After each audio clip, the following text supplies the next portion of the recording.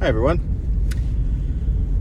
So, I've been thinking about what it is that I find kind of captivating about German idealism and some of the models that are presented so far. And I don't even think it's particularly limited to German idealism. I think that there are elements of German idealism that I've come across that I find compelling because they help me put together different pieces of information that I already have, circulating in my mind. I'm getting a sense from my readings that I'm really going to enjoy the works of Spinoza. I have not yet even dipped into that, but it's something that's now on my radar that I need to kind of engage with. Because from what I've read anyway, from studying, these other German idealists, or these German idealists, Spinoza was not one, is that a lot of the elements that I really like about the worldviews of, say, Schelling or Goethe, for example, are in some way related to or inspired by Spinoza's work. One of Schelling's primary goals was to how to undogmatize Spinoza's universe, how to introduce a sense of freedom into his philosophy. Spinoza, and again, I haven't dug into it, but these are indirect things that I've heard said about Spinoza. So Spinoza has been accused of being an atheist because he created a universe that was fairly deterministic, but also a universe that is integral, one that is expresses the concept of world soul in a unique way. It is everything in the universe is it's the body of God. The universe is the body of God. Spinoza was very much a pantheist, and what that means is that he believes that the universe itself is the divine. It is the divine. It's not created by the divine, and the creator of the universe is not something separate from the universe itself. So in that perspective, there is an implication that the universe is divine, and that we are a part of that. And that basic assumption from Spinoza is something that inspired Schelling in his philosophy. It was kind of like the starting point of Schelling's explorations into the natural world, and the pivotal break, Schelling's pivotal break from the subjectivist transcendentalism of Fichte, who picked up on the work of Kant and reinterpreted it in various ways. So Spinoza is very important, and I'm very interested at some point into diving into his stuff, but I have a lot of work ahead of me before I get to that point. This whole concept of a universe full of consciousness, full of intelligence, full of creativity and divinity.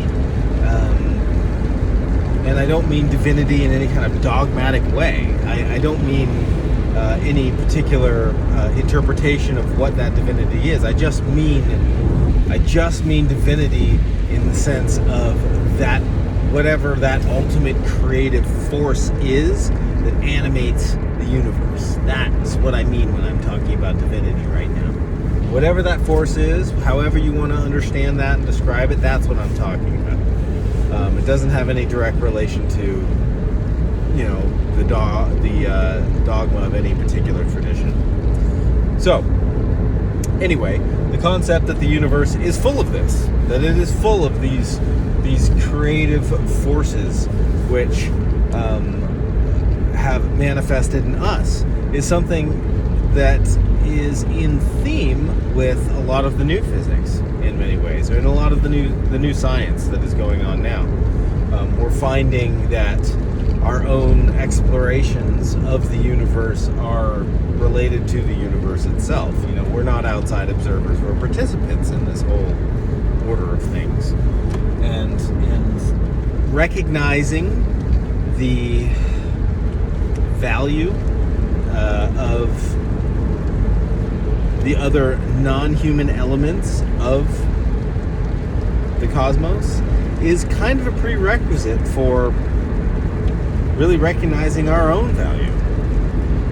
We come from this. We come from this cosmos. We grow out of it. We express it. It is our ground of being, and we are an expression of it. Even these thoughts that I'm having are not exclusively my thoughts, but they are also the thoughts of the universe. I am the universe in some